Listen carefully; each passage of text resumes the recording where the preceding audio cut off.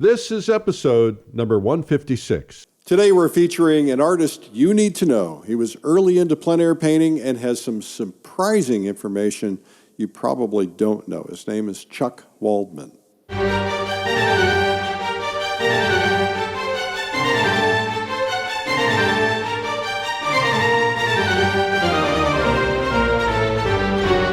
This is the PleinAir Podcast with Eric Rhoads, publisher and founder of PleinAir Magazine.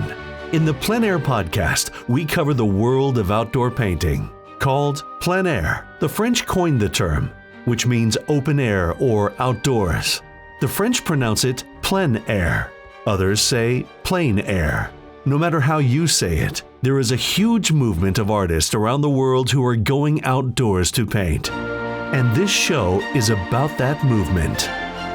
Now, here's your host, author, publisher, and painter, Eric Rhoads. Thank you, Jim Kipping, and welcome to the PleinAir Podcast. My name is Eric, and I'm thrilled to have you here with me today, whether you're listening while walking, in the gym, in the car, at home, in the studio. I'm honored. Thank you. It's nice that you would spend time with me, and I'm loving spending time with you. Thank you again. Hope your January's going well. It's a new year, and of course, lots of new things happening around here. Big thing that we're been working on for 2 years quietly, is our new national TV show on plein air painting. We're going to drive a lot more interest in plein air painting, and you could be part of it. It's going to be seen nationally by over 20 million people per episode, and you can apply to be on the cast. To do so, need to get it done because we're going to start casting soon, I understand. To do so, visit thegreatoutdoorpaintingchallenge.com. Thegreatoutdoorpaintingchallenge.com. You can watch the video there and fill out your application, prove that you can paint, and you got to do a little video on your own to prove that you have a personality, because you got to be on TV, you got to have a personality. This is going to be a great year to attend the Plein Air Convention. I was just in Denver doing some site selection, some work for painting locations, tromping around in the snow, which hopefully will be gone by the time we get there. It'll be on the tops of the mountains, which is going to be beautiful painting. Anyway, we're going to produce some beautiful killer paintings together. And of course, we have an unbelievably strong faculty, some of the best ever, and an incredible pre-convention workshop with the amazing Scott Christensen, and a pre-convention watercolor workshop with one of the best watercolor artists in the world. His name is Thomas Schaller, and you can learn more at pleinairconvention.com. Coming up after the interview, I'll be answering some art marketing questions in the Marketing Minute. Let's get right to the interview with Chuck Waldman. Chuck Waldman, welcome to the Plein Air Podcast. I'm glad to be here, honored. You and I got to know each other a long, long time ago when I was first talking about launching Plein Air Magazine. I remember that. On the Washington Street in Sonora, we're doing a plein air event with the Vault Gallery, and I think I tried to talk you out of it. Well, maybe that would have been a good idea. No. I'd spent some time with Steve Doherty and during the Hagen Museum things, and he was saying, "Boy, it's just hard to make any money out of these plein air artists are such old tightwads, you know." And there wasn't very many of them. But now, thanks to you and a lot of others, it's like I say, there's plenty of people out there, and it's exciting. Well, I just know I wasn't the one that said that. No, that was Steve Doherty. I think I quoted him. It didn't slow you down, thank goodness. So. Well, it's been a fun journey. So you and I have not spent a lot of time together since those days, but one of the things that I want to talk about today, which we'll get into in a bit, is art materials because of your background. Yeah. But why don't we kind of, just for the benefit of people who might not yet know you, why don't you tell them a little bit about yourself from the standpoint of what is it you do as a painter, and what's your superpower, so to speak? Yeah, well, painting outdoors is really my muse, and I can thank Clyde Aspavig for that. I was starting to paint in the late 80s, and a friend of mine got me started indoors for a year, and I said, "Oh, this is fun, making paintings." But I saw paintings that were done outdoors. I didn't know anything about him or almost any of the new PleinAir painters. As late '80s, there wasn't too many of them yet. The Western art was still sort of the de rigueur, and I saw some of his stuff, and I said, "Man, I got to find more about this guy." And luckily, I got into a workshop out in Colorado Springs, and in Colorado, and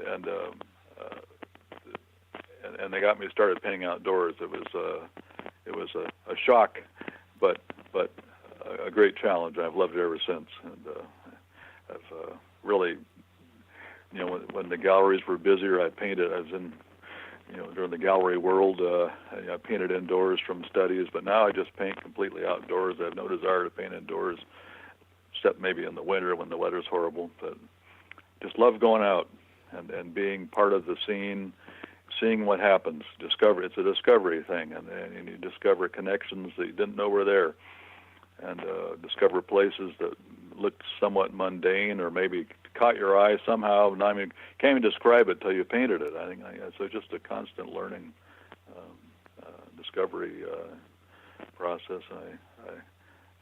I find it's the outdoor is so challenging still after 30 years that there are no easy paintings still. No, it never gets easy. No, it's always. But that's the part of it. You never. It's never easy and it's never done. But it's fun trying. That's for sure. Oh yeah, that's the thing. You go. I said next time I will. Of course, you forget what you told yourself usually. Well, that's so good for our brains too to have that constant challenge. So, Chuck, you tell us a little bit about your previous background, because I think that's kind of interesting. Yeah. Well, I went to school at Davis, and I ended up being a family practitioner for 25 years or so, and it was in the town where sort of still in Sonora, in the foothills of the Sierra, a small town, and I was lucky to practice medicine in sort of the way it used to be done for about 20 years, and then it changed, and I didn't, so I left, and I left medicine in 1999. Not 100% sure what I was going to do. I thought, well, I might take a year off. I'll just paint and see what happens. And here it's 20 some odd years later. 20 years later, I'm still that's what I'm doing. So it's but it was an honor to be a doctor, to be part of people's lives. But I think in the same way, it's an honor to be an artist, and people find some benefit in what to them, and they see what I'm painting, and it fulfills something, and that's also satisfying. So I've been honored in both areas. So when you and I first met, I remember you telling me that you were shying away from certain materials and so on, and without mentioning brands or anything. Can you? Oh yeah. Can we have a dialogue about your? Do you still have those feelings, and why? And then what's changed maybe since that time? Yeah. Well, that was the early '90s, and I'd only been painting a couple of years, and I got extremely sick after an indoor painting session. Using paint thinners and standard oil paints. I mean, I almost drove off the road on the way home from this friend's place that we were doing still lifes all day in a closed room. And it's a big room, and I thought I was just tired, because I'm always tired when being a general practitioner. You're always up delivering babies and up and what have you. And so, but I almost went off the road, and I realized you're not tired, you're intoxicated. The thinners had really made me really ill, so I had to get out of the car and walk around for a while, and made it home. And okay, I've got to figure out how to. I want to keep painting. I got to figure out how to do this without the paint thinners, and so I've used oils to clean brushes for a couple of years, and tried to paint with a knife, and eventually these paint companies started developing these water soluble paints,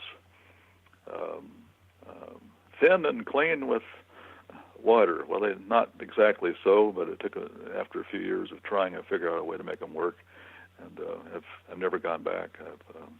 And thankfully now almost every major paint company has a water soluble brand that you can pick if you like, but they're not completely water soluble. So I had to learned to use a little bit of a soap in the water, a little bit of a detergent, just a little bit per cup of water, because the water, it's oil. It's still oil paint. It doesn't really thin with oil and water don't mix really, even though they've put additives in the paints to help along that line. But so I found a little bit of a detergent helps, and I use the same wash cup for everything. For making washes, for cleaning my brushes, for everything. So it's simplified. I don't have to carry any thinners with me, or when I'm traveling, I don't have to deal with thinners evaporating off the paintings in your hotel room in Paris, or driving around in a car full of paintings or whatever. So it's made painting possible for me, whereas before I really couldn't be around the thinners. It made me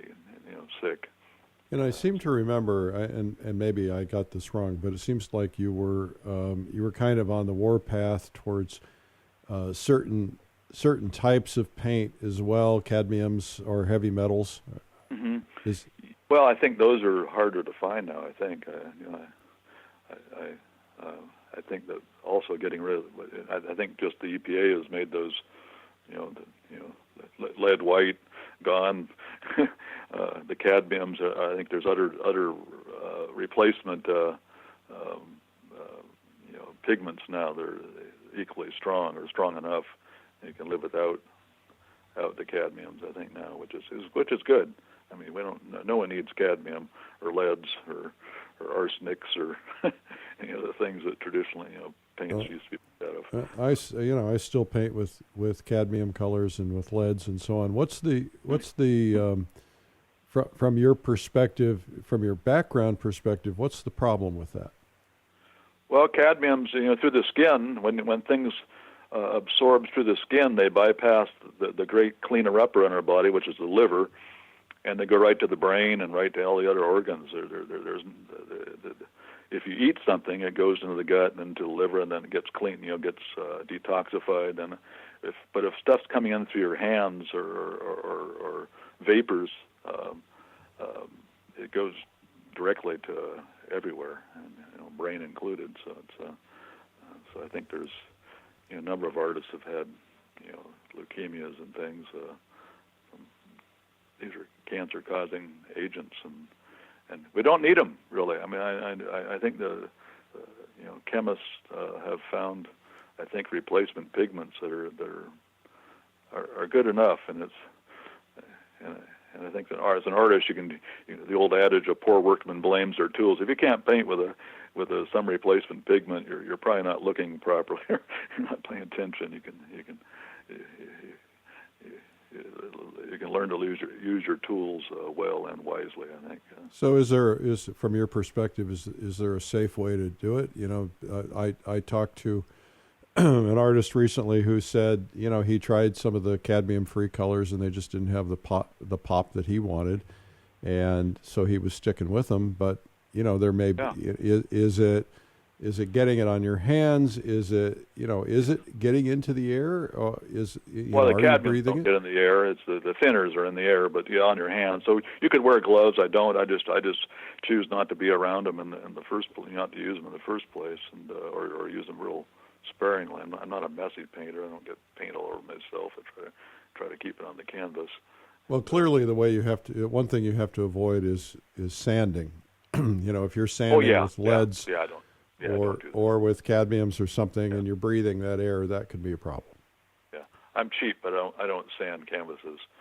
I'm not that cheap. I'll paint over them, but I won't sand them. Yeah, so it's I think avoid just simple. Try to avoid contact. If the thinners are a problem, avoid thinners. But I think a lot of vibrancy of paint is brush handling. And again, the poor workman blames their tools. I think you can ruin a good cadmium paint by just touching it too much, and how you pick the paint up off your palette and how you apply it.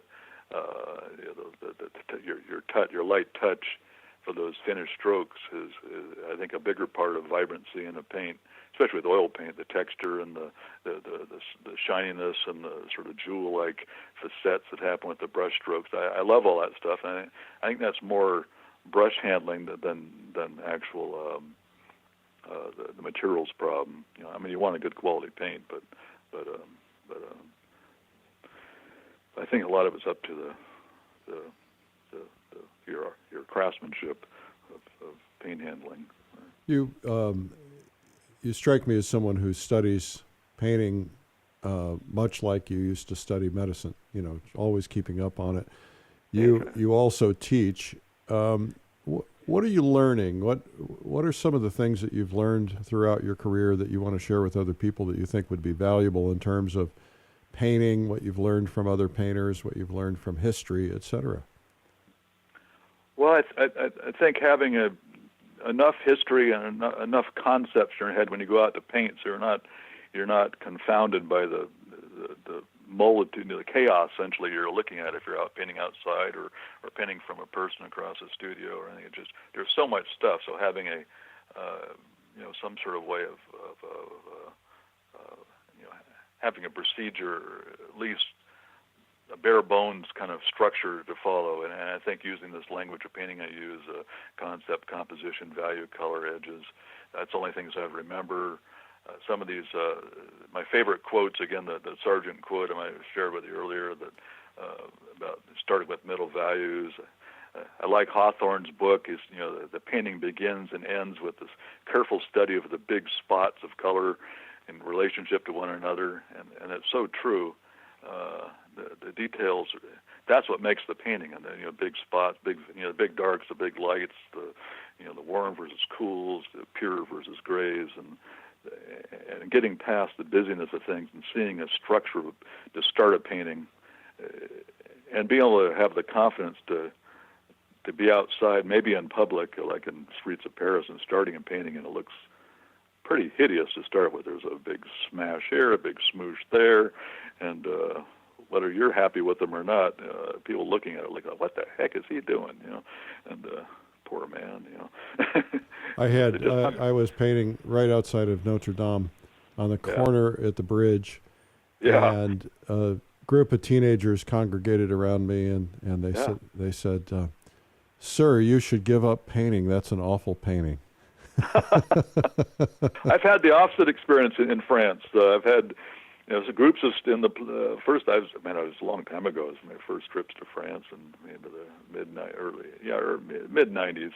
And I hadn't been painting outdoors that much. I never painted in a city, so I was playing in the Place de Vosges, and a bunch of kids. It must have been after school. They're playing around. Pretty soon there's about a dozen or more of them behind me. And they stayed there for like 20 or 30 minutes, and get a brush stroke, and they go, ooh, and a little applause. And it wasn't that great a painting. It was just, but I think they're a little more sophisticated audience in general, except for a few teeny. This was 20 plus years ago, and maybe not so much now, but I think they've had the teaching, they've been to museums, they've sat on the floor in the Musée d'Orsay with a guide or a teacher going through paintings, and I think they have a little better, I've found they've had a little better appreciation of the painting process than American kids, but well, that's a whole discussion at some point. This lack of exposure to the arts has a long-term impact on all of us. So, Chuck, you do a lot of teaching. Not so much now. No? Once a year, maybe. All right. So you teach once a year. What are the principles that you try to really instill in terms of the approach? I remember seeing something that you kind of start from middle tones. You want to talk about that?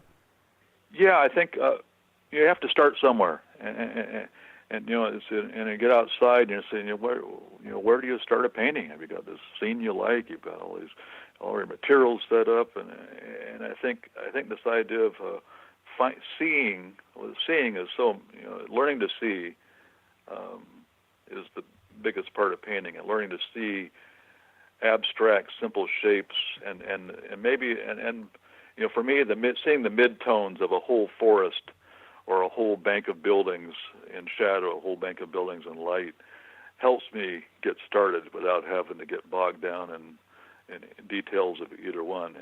And I think and I saw that quote when I was reading this, the greater journey, Americans in Paris, and this is buried away in in the middle of a bunch of stuff, and it was like Will James, Henry James's son asked, Sargent, so what the heck did you learn from Carlo Duran? Implying that Sargent had gone on to become much a better painter than his teacher. And he says, well, Carlo, it said, if you start with the middle tones, you always look for the middle tones, and I think, and he said, if I begin with the middle tone, work up towards the dark, so you deal last with your highest lights and darks, you avoid false accents.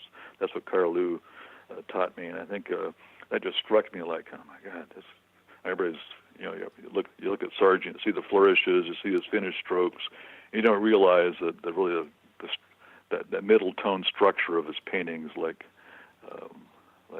Lady Agnew, on the cover of so many books, that's what makes that work is that mid-tone that he's putting those finished strokes on.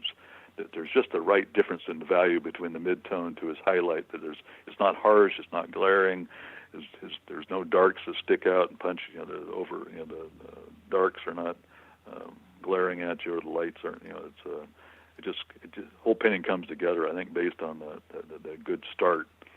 So so you try to, and it's a hard concept because people want to paint a painting and they're looking at the branches on the trees and the window on the shutters and light posts and things in cities, and it's hard to look past that and see the abstract mid-tone structure of that, and I try to get that across through. So do you tone your canvases to more of a middle tone to start from there? Not really. I do, because I'm using water-soluble paints. I have to wet the canvas a little bit with some dirty oily brush water to make the paints flow better. But there's a slight tone, sort of a la what Ted Gerstner would do. He'd put some stuff on off the palette and wipe it off and claim that was the secret to all his paintings. But it makes the paint stay fresher, I think. But no, it's not really a tone. You want to have that light on the canvas to come through where to get some of the powerful light. Sometimes you need to have a light ground. So it's not heavily toned. It's barely toned. But what's mostly seeing that is like Hawthorne said, the careful study of the big spot, seeing this shadow underneath this row under the awnings in this building versus the shadows underneath a row of awnings in the other building, or a big group of oak trees out in the golden fields of California in July. There's a tremendous difference, but but within the darks of the oak, there's a mid-tone, and within the grasses, it's not just all yellow. There's a mid-tone that you can get down, that you can kind of come towards the light, push towards dark, and get some structure and depth and distance perspective from that. And it's so easy if you get that right tone, get that middle tone right, the rest of the painting moves along so nicely. But that's the trick, is seeing and experimenting and discovering what you're seeing and how you mix on your palette and how it ends up on the canvas. It's part of that whole learning process. It's lifelong, so it's never a given. But I think it's a great hunt to be on trying to look at the essence of things in terms of middle tones, and it helps me construct paintings that busy street scenes in Paris, or even just anything, a stream scene in the Sierra or out in these fields. You think, oh, this is simple, just a bunch of dry grass and oak trees. There's a lot of subtlety to those. If you don't get it right, you miss the point. And I think learning the middle tones helps you get the subtleties of the dark areas and the light areas, which is, I think, that's basically painting, is light and darks, arrangements of those. So talk to me about some of the other key things that you've discovered that really make a painting come together. Well, again, the light and dark is it. Like Sorolla, Todos, La Luz, everything. We're painting the effect of light and everything. So learning to see the light and dark shapes, that's essentially the whole structure of your composition is light and dark, arrangements of light and darks, and learning to keep your all your light values in the light family and all your darks in the dark family. Same old saw, you hear that over and over again. but it's so easy to, as you're painting, to get some dark shapes and light shapes established, and then start fiddling with them and homogenizing them down towards the middle, and you wonder where the painting went when you're done. So it's well, you get a little mud. Yeah, it's easy to get mud, and it's easy to lose a dark value by, and so that's one of the things I'm still learning to this day. Is I'm pretty good at squinting to start with to see the big dark, that's something Clyde, beat into us. Squint, see, or use little pinhole things like Kevin McPherson mentions just to see the values. But then as the painting goes along, you're getting, pretty confident, hey, this painting is going along pretty well. And you start staring at things, staring underneath the awning, staring into a dark set of trees. And the more you stare at things, your pupils get bigger. You start seeing more things in that dark area, and you stop seeing everything in relation to everything in the whole painting. You're looking at, and pretty soon you start adding lights to that dark, and pretty soon that dark isn't as dark anymore.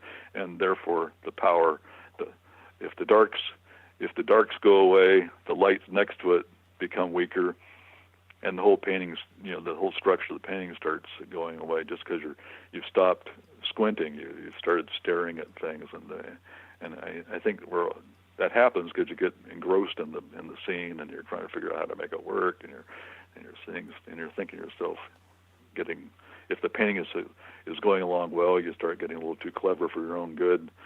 And you start, I could add a little of this in here, a little of something. I'll add some warms and cools in this dark area and make it. And then process to basically destroy the dark or weaken the dark area, and then the lights get weakened. Everything's relative. All the spots are relative to each other. So I think that's the stuff that I have to keep, kicking myself and reminding myself to do. And I haven't lived long enough to learn that completely yet. Well, you've been painting for 30 years. Maybe it'll eventually come. Yeah. So talk to me about composition and also help me understand. I get it that you're laying in your middle tones first, but when you're out in front of a subject, are you going through your head, okay, what's my composition going to be? Are you saying, okay, well, I see 5 things there I want to paint. Which one am I going to focus on? What is kind of going through your head at the time you kind of lay in front of your subject and say, okay, I'm about to go here. What do you do? Yeah.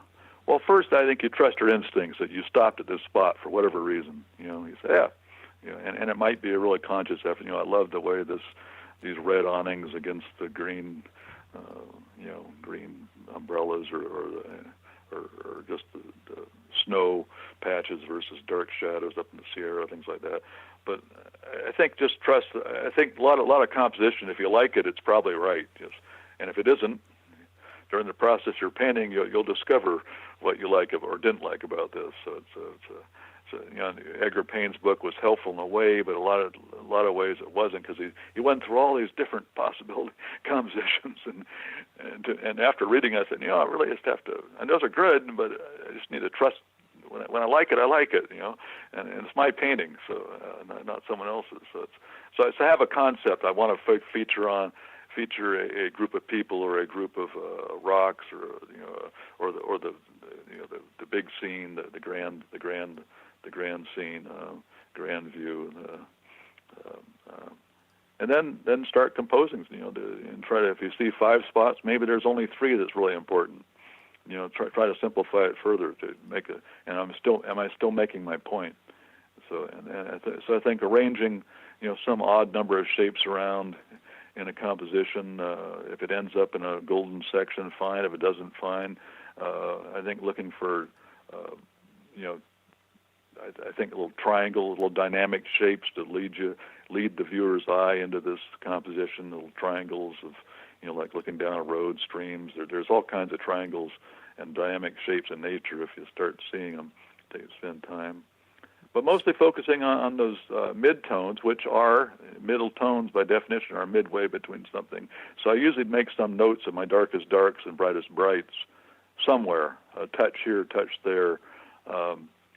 Whereas before I really focused on midtones, I was trying to chase all the darks in the painting and all the brightest brights, and it was just little too scattered. So I think, but making a note of that. I mean, you have to make a note mentally or on the canvas, so where the darks are and where your mid-tone darks are and your mid-tone lights are relative to those, to the darkest dark and lightest light. So that, but I think then set those aside for a bit, and then so in a few minutes you can get a painting done, 8 by 10, 9 by 12, 12/16 done, in the mid-tones all arranged, and kind of get an idea whether this concept you had is going to work or not. If it doesn't, it's easy to look at it from that point and scrape things off, and start over again or rearrange stuff. And then, if your values are right, your spots are right, the shapes will the shapes will come together and form images. The edges will happen. So I don't really think about edges or so much to start with. I think when you're, but the big value shapes, middle tones applies to not only just simple values, but the color too. So you have to really be aware of when you're mixing colors. You pay attention to the value of that color, and not get carried away by the color. So I think that's something took a while to figure out the basic values inherent in a color wheel. The dark colors and the light colors, and how to use them to your advantage. And I think Ted Gerstner's had a workshop with him one time, and that was he helped me understand the color wheel. Whereas Clive is more, I'm not talking, you have to figure that out. The answers are out there. You just look, you'll see. Just makes colors till you get one that looks right to you, and stuff. So I think, but values and colors, Hawthorne doesn't talk about so much color and value. He says the color spots, which he means when the color spot is right, the value is right, the temperature is right, the color is right, everything. So it's a juggling act, but it's fascinating to me, and I love to keep doing it. What you keep mentioning things from books that you've read. Do you have some recommendations for our audience of things that you think maybe would be helpful to read? I think, again, the books, the modern books written in modern language, like Kevin McPherson or tremendous, even David Curtis, the British painter, are tremendously helpful, and they distill in late 20th century language a lot of what was written by Hawthorne and Henri and Carlson and things like that are written in 1920s and 30s, and sometimes a little hard to come by. Yeah, they're hard to come by, and also the language is different than what it's a different. English was different a little bit, and the writing styles. But I think I do like Hawthorne. A lot of people don't. Met a fellow in Paris who was studying it. He was going to the Louvre every day and going to one of the classical painting sessions, and doing the drawing from casts and all that. And he says, Hawthorne, why do I have that? He just talks about spots. He says, and we painted together a day in the morning out by the opera, and he struggled to get a drawing done in an hour and a half, and I was able to finish a painting just because I was able to distill it down and get started with these so-called useless spots of color.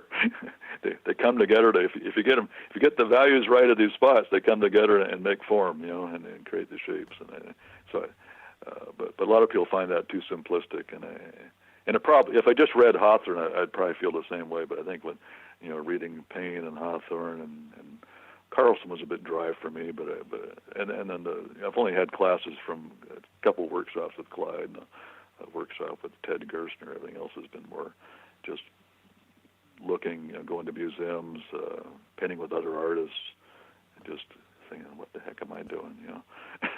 So what is your recommended path for somebody who's just kind of tuning into this whole plein air thing and wants to either learn how to paint or learn how to go outdoors and paint?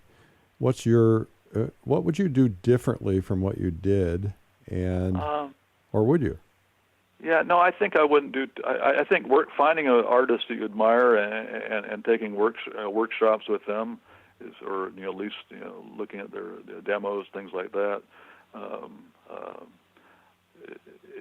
I think is a great way to go.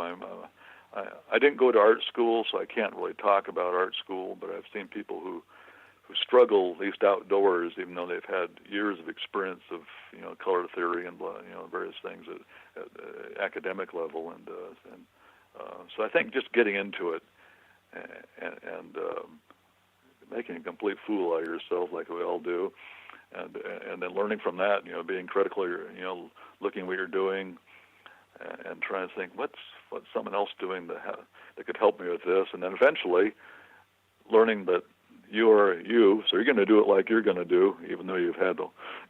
Eventually, you'll become yourself, which is part of the whole journey of being an artist. I think is it's not only the discovery of the things you're painting, but a self-discovery of who you are, and coming to and being okay with that, saying I'm not going to be a surgeon. I'm not a Soroya. I'm not a anybody. I'm not myself. So I think getting for me, I'm more of a self-learner. I think, but that's my nature. So you learn, and I knew that kind of already. So I think for me, a route of just enough instruction to get me out and make tons of mistakes and try to figure it out and touching bases again with being able to paint with one or two artists at a time and just but mostly just being your own critic and kind of going back to, like Hawthorne says, it begins and ends with the study of the big spots. What did I do well? What did I do wrong? What can I do next time? Constant challenging yourself and going, trying to go out and, especially early on, looking at good painting. As something Clyde said, go out and look at art, but don't look at good stuff. I said, what's the good stuff? So he was kind enough, sort of steered us toward people like Soroya and Zorn and some of the Russian painters, Repin and at the time that were getting some recognition. Well, every time I go to a museum, it's so overwhelming. Eye-opening. It's overwhelming. I can only be in a museum. Like we go to the Orsay, you go over there, you travel to Paris, you get to, we're going to the museum today, and I get there, and for about an hour, I'm just buzzing, and then I just crash. It's just overload. I've got to go out and go to the cafe and have something to eat and settle down and go back and see a few places again. Then it's my brain it's just too full. I have to go out and luckily I'm there for a month, so I can go out and walk around and paint again and try it out. Try to get your brain spinning and go out and have some practical experience on the street. Go back to the streets. Yeah, to me it's so exciting, but it's almost more like I can handle for very long at a time. I think what you've talked about. I've never really thought about it, but it would be a really great experience. The idea of go to a museum, study, go out and paint, go back to the museum, go out and paint, do that every day for a month. And I would imagine that would have to inform your work. That would have to have a huge impact. Exactly. And especially when I was starting, I'd be up at painting, I'd get pulled, looking at painting and say, I love that, like Thomas Hill or, the Oakland Museum or the Crocker or something like that, you'd say, the sort of the Barbizon kind of Hudson River kind of look, but it was fresh. Like it was amazing to me. And so looking at his pictures of Yosemite and little oaks perched on the rocks and things, that's just underneath that oak tree, it's just a smear of kind of a raw sienna, burnt sienna kind of mix, and just a dash of some, they weren't vivid colors, so toned down sap green or kind of it wasn't a colorist. It was more of a tonal type look, and but it was just so simple. But it underpainting and a couple things. That's it. And so that's the kind of stuff. And you're out there on your own. You're trying to do every little thing, especially when you're beginning. You're trying to paint everything. And you go back to the museum and say, you don't have to paint everything. Look at Cecilia Beau, that picture of her nephew, the dandy in the white suit, holding this orangish yellow cat.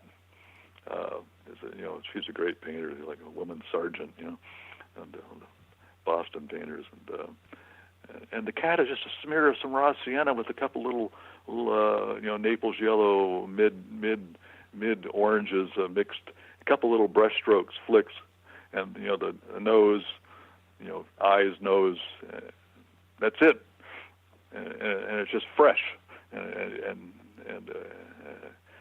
you know exactly what it is from a few steps back, and it's.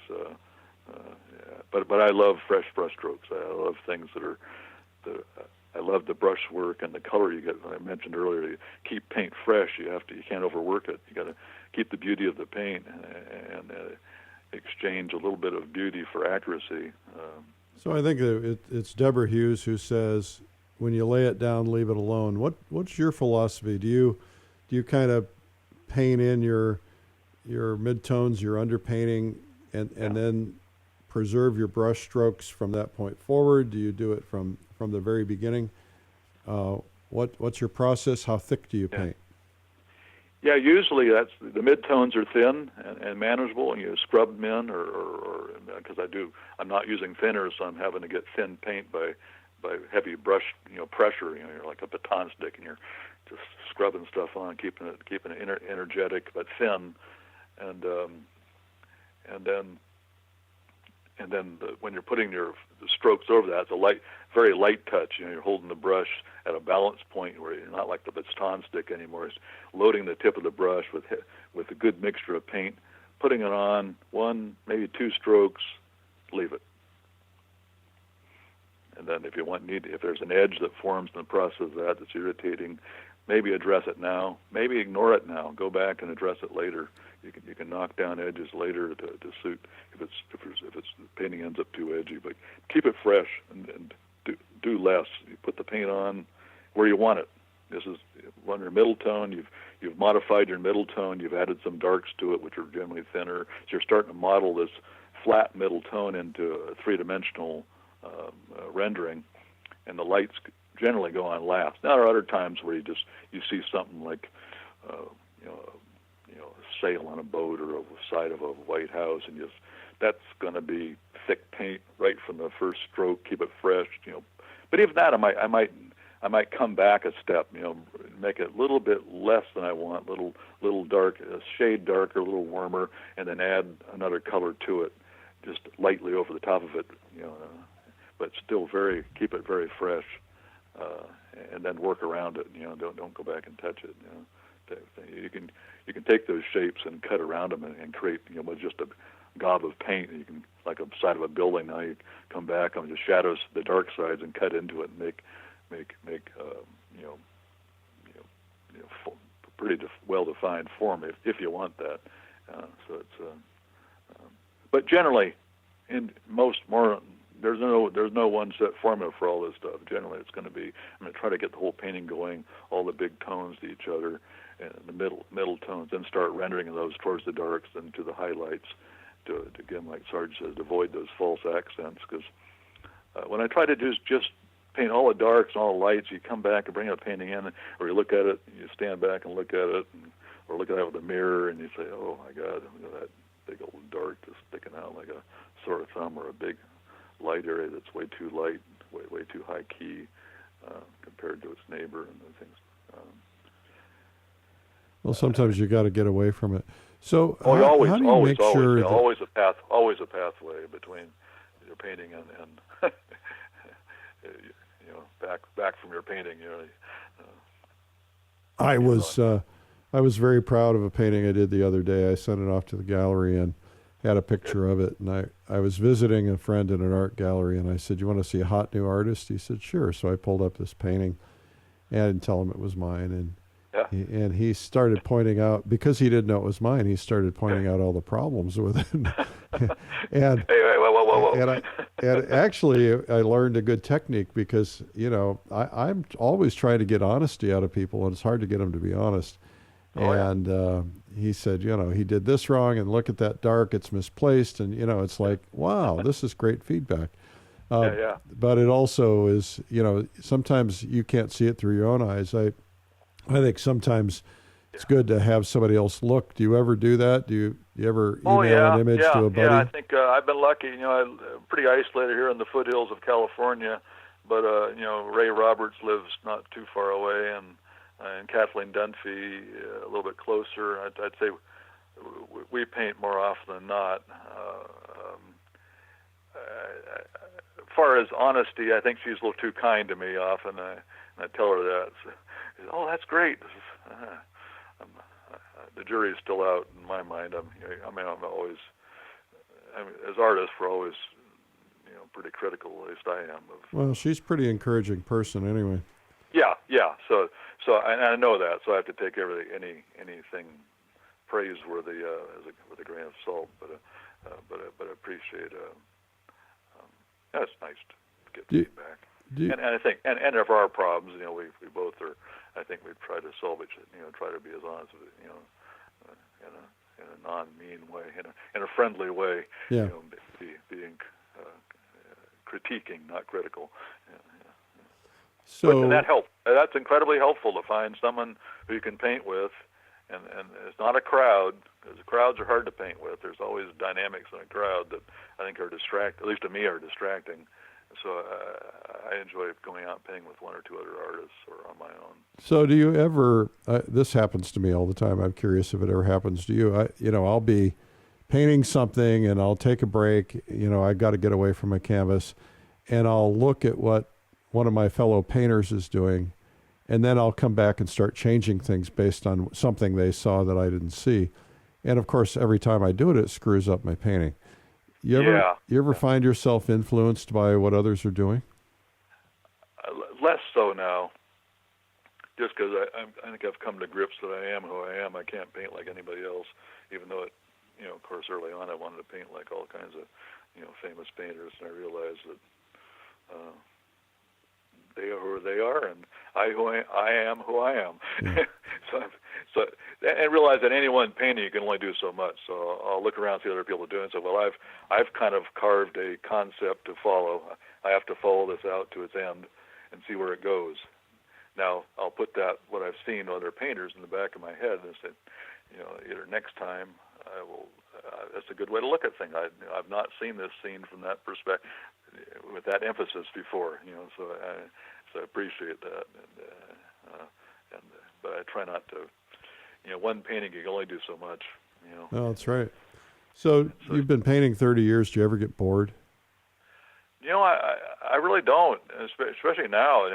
Right now, I'm not. There's really almost down to no galleries left, and I'm getting older, so I have Social Security and all that sort of thing. So it's and I like just going out to paint once a week, maybe twice a week.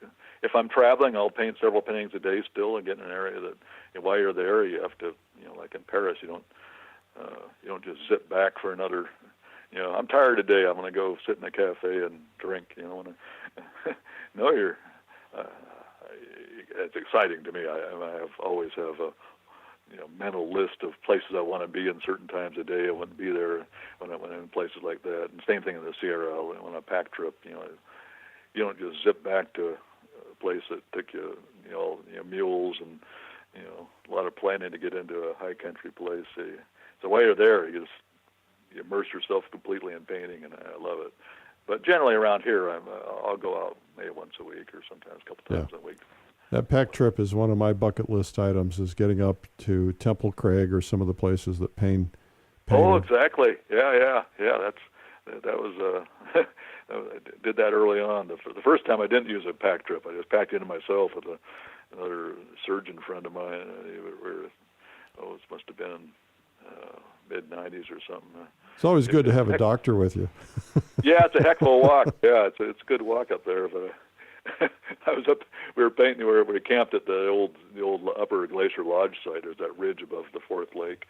It's a great panoramic view of the Palisades Glacier and Mount Sill and Thunderbolt Peak and North Palisade and Mount Robinson kind of frames things on your right, and the big glacier. It's that big Palisade Glacier. It's very impressive. I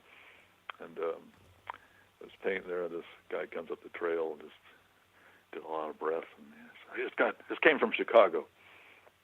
Is this the best place in the Sierra? And it is about, it's in late September, so as the light was getting short, and I was trying to get a little painting started, So I didn't want to pay too much attention to him. But I said, well, where'd you want to go? He said, well, he said the guidebook said either here or Bishop Pass. So I figured I'd have some fun with the city slicker. I said, well, Bishop Pass, awfully nice, but it's over the, it's a direct, it's a really difficult route to go over the cross country from here over there. You have to go back down, drive around up through Bishop and come in, through South Lake and all that. And he looked kind of crestfallen. And he looks at my friend sitting on a rock. He said, who's that guy? I said, oh, he's my assistant. I bring him up. He sets up camp for me, cooks meals. I'll have a way I can just paint. And I'm just, I'm barely started this painting, and it's just washes of something. He looks at me and says, "You a professional painter?" I said, "Oh, well, not, I guess, yeah." Anyway, he turns around. He's like, sort of puzzled and walks down the trail about 50 feet. Comes racing back up. He says, "I hate to tell you, but I don't see that much purple out there." It says, best place in the Sierra and too much purple was my favorite. Thank you. Have a good trip. Yeah. Well, he's getting you back for screwing with him. Yeah. You could probably tell. Instant karma. Yeah. Chuck, this has been an absolute delight. We're kind of up to the edge of our time now. Is there anything you want to share with people that perhaps we haven't touched on before we go? Oh, no, I think just trust your instincts. Try to find something that think values, but enjoy it, and just keep getting out and painting. I think that's it, and it's a wonderful discovery. It's a great way to spend a life. To me, it's added all kinds of experiences that we haven't had time to talk about, but it's enriched my life in ways I never expected when I first started painting. Excellent. It's not just it's not the paintings. It's the painting that's the enrichment part. So. The painting and the people. The people, the experiences I've run into, over the years, artists and other people alike we've met, and it would never happened if I wasn't painting. So. That's why I don't sell my studies typically. I just broke that rule and I'm regretting it. But I look at those studies, and every one of them I can tell you who I was painting with, what happened that day, what animal came into the scene or what person came in. Yeah, it's a wonderful, and it's just so. I think, and that's that time element. You spent time in that place. You know that place now. It's part of you now. You've had that deep conversation in that place. Now it's, as opposed to walking by, taking a couple of pictures, and by the painting really it's enriching to the artist. The artist is we gain so much by spending that time, and I think viewers see that either subconsciously understand that there's some time involved, taking time to taking a pause to enjoy life, and I think that's part of what the value of a painting to a purchaser is that time. I think anyway. I think that's something that we've not talked about on the podcast before, and it's kind of an under discussed topic, underrated. But I think of that movie, Vacation with Chevy Chase, and they drive all across the country and they have all these experiences. They get to the spot and they look at the spot for 10 seconds and they turn around and leave. And when I was a photographer, I was that way. I would just, it was just about getting a picture and then moving on to the next spot.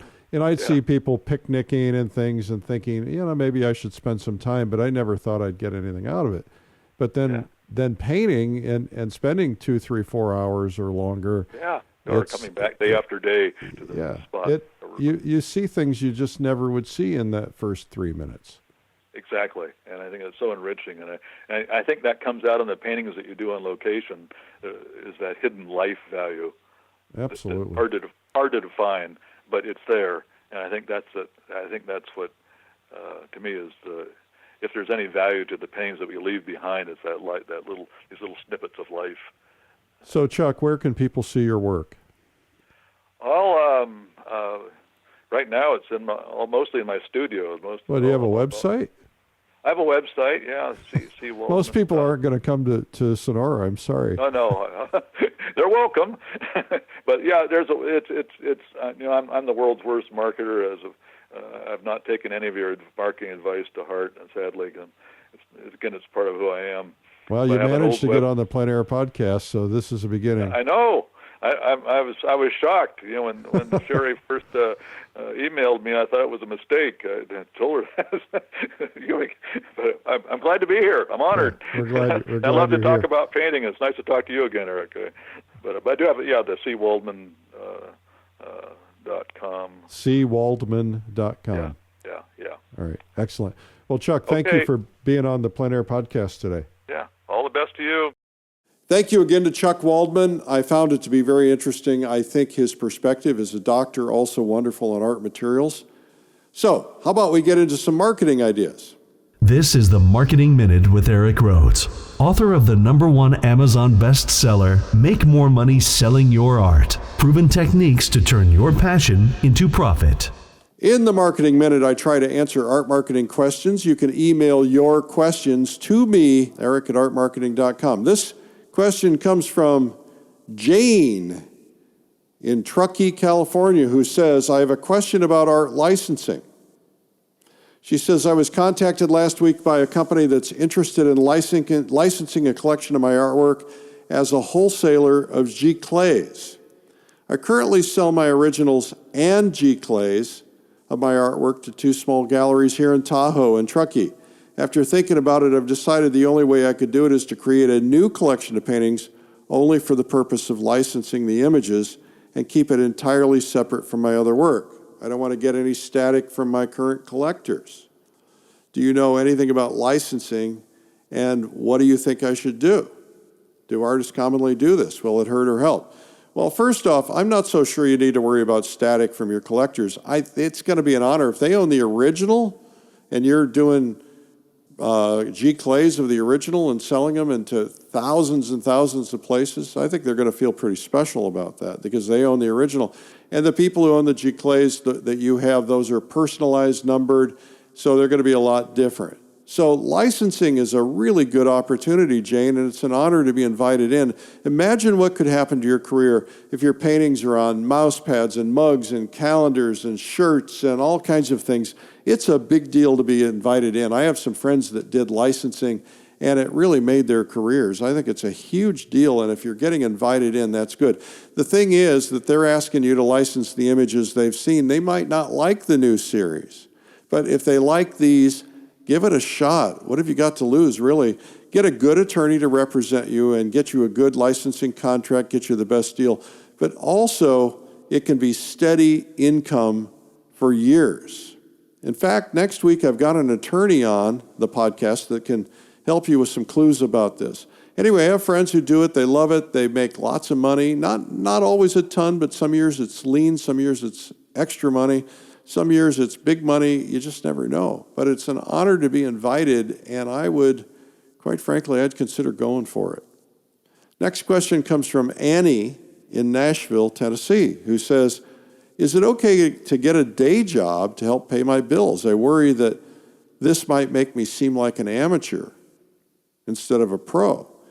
Annie, I'm not so sure anybody cares if you're an amateur or a pro. I'm not so sure anybody's going to know. They care about your paintings and what you're producing, and they'll see you on your website. You don't have to say anything about having a job. We all have to pay the bills and do whatever it takes.